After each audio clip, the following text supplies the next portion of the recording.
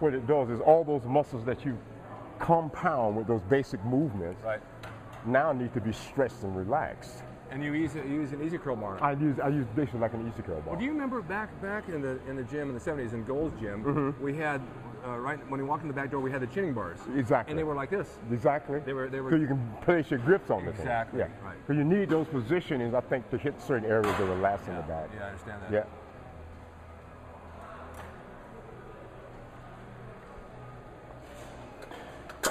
I always try to use this as a finisher.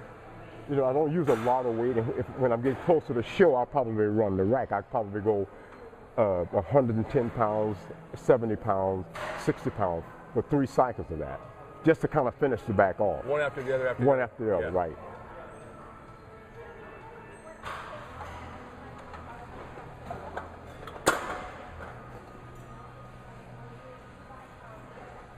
Again, I'm always thinking body positioning.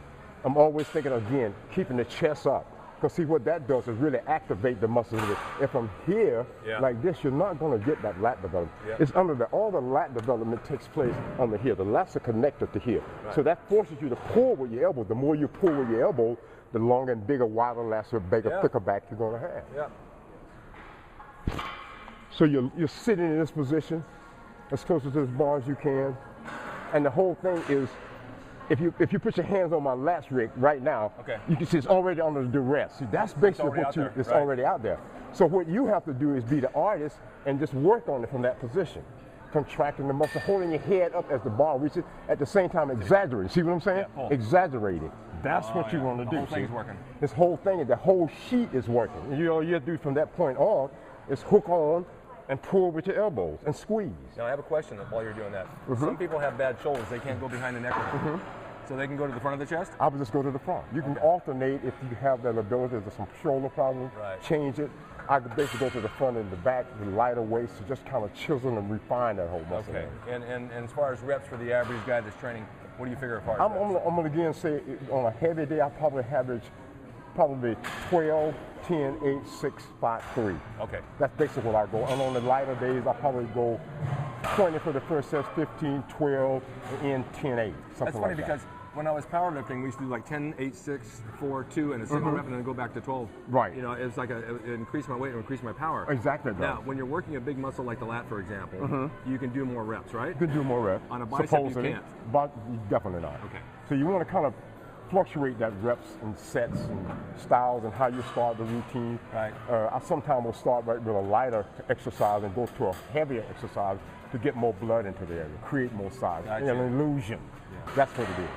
Well, it's an illusion that we're here right now. Oh, tell me about it. We're still right back in the 70s right now. I'm telling you, I really believe it. Every time we're together, that's what I be thinking about. I know. And then I end it with pullovers.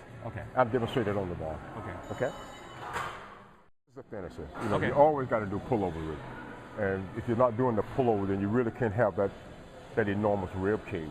To develop the rib cage, you have to do pullovers. You can either do straight bar, pullovers and presses, or you can do just one of the dumbbell presses. Yeah, this is old school. You don't see many guys do this anymore. Yeah, but I think that's a big mistake. That's when you see a lot of guys that really don't have that overall high chest movement like the guys had back in the old days. It expands the rib cage. This expands the rib cage, and especially you got the rhythm and the breathing down. And then at the top of the movement, really bringing the dumbbells over and kind of pushing up on it a little bit to actually flex the chest to help create that illusion. Oh, so you're throwing some... bodybuilding is, you know, if you're looking back, say, well, that's old school. Well, old school work. Of course. I'm not saying that the guys that are doing what they're doing now, it does not work, but the old school stuff is just... I know. That's permanent. This is another one of those exercises, though. If you have a bad shoulder, you got to go really light on it. To start with, at least, until you know where you're at with it. Yeah, it's not an exercise that you want to use a whole lot of weight, because you're thinking about, you got these muscles that are in between the rib cage that can be expanded. Right, the but you have to catch it early. And if you're catching it early, now you're talking about an incredible size chest shot. You'll have that enormous chest rib cage. That's what's happening. Me, I probably use about 70, 80 pounds. Arnold was using like 90 pounds. What's this up here? This guy's doing about 90 pounds. And I think, again, I'm always thinking upper back arch and keeping the body in certain positions. And it's all, again, goes back to position. Go ahead, guy. You're all right. It's positioning, because this basically the position you want to have yourself in, pretty much. You want to be in that kind of position. Either someone hand you the dumbbell, I think which is better, someone hand you the dumbbell.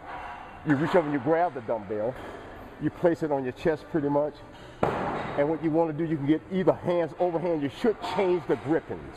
It shouldn't always be one position. You should change it so that the shoulders doesn't get affected by it. See, I think that's what caused the problem. If you keep doing it the same way, it's going to affect that shoulder because you're going to be pulling right-handed or left-handed. You're going to be pulling with that opposite side. So what I try to do is get the head a little bit on the bench and start with the chest in that position. And what I try to do basically is drop my hips as the dumbbell is being lowered. As the dumbbell is being lowered, I drop my hips, which places all the stress on the rib cage. I want to keep my arms not too in here, but extended just enough with the elbows slightly bent. I want to lower the weight and at the same time lift that rib cage up. See, keeping the tension basically on the rib cage, not on the shoulders, and dropping my hips along with that, which stretches the rib cage. You're extending. You see what I'm doing? I'm extending the head. So all the press is kept on the lat. As the weight reaches a certain level, and I feel this on my rib cage, I bring my hips back up and squeeze. And once you get your rhythm down, it should look something like... It is a rhythm. Yeah. You want to look something like this. 1, 2, blowing the oxygen out of the nose or the mouth. 3, 4, 5. Keep the pressure on the rib cage and the pecs. 6, 7, breathing in and out of your nose. 8, 9, 10. Great. Great. You see it working the whole time? Oh yeah. That's what you be trying to do. Get the muscles involved and keep the tension and pressure on the muscles. So it's working a little chest too, and a little triceps at the same time. Oh, at the same time. Good movement. Oh yeah. You get that pec involvement with actually when you're going into the side chest shot to lift the chest higher. That's why you pause at the top and push up on the bar on the dumbbell. So that's your whole workout for the back. Oh yeah. That's pretty much all you need. And I probably do about 15 to 18 sets sometimes. And then on the heavy days, probably 12 to 15 sets. Twice a week? Twice a week. Pretty good workout. Oh yeah. Well, there you have it on Rick's Corner. You saw Robbie's back workout. We're going to start. Yep, it's still there. Oh, see there? Look at there. Oh my God. You can't help it. I think we're going out for cheesecake. Unbelievable. If you got it, you got it. All right, Robbie. Thank you, buddy. No problem, Rick. We're going to do, next time we're going to do some more stuff. You guys stay tuned because we're going to bring you more stuff on Rick's Corner. Live. Gold's Gym. In Venice.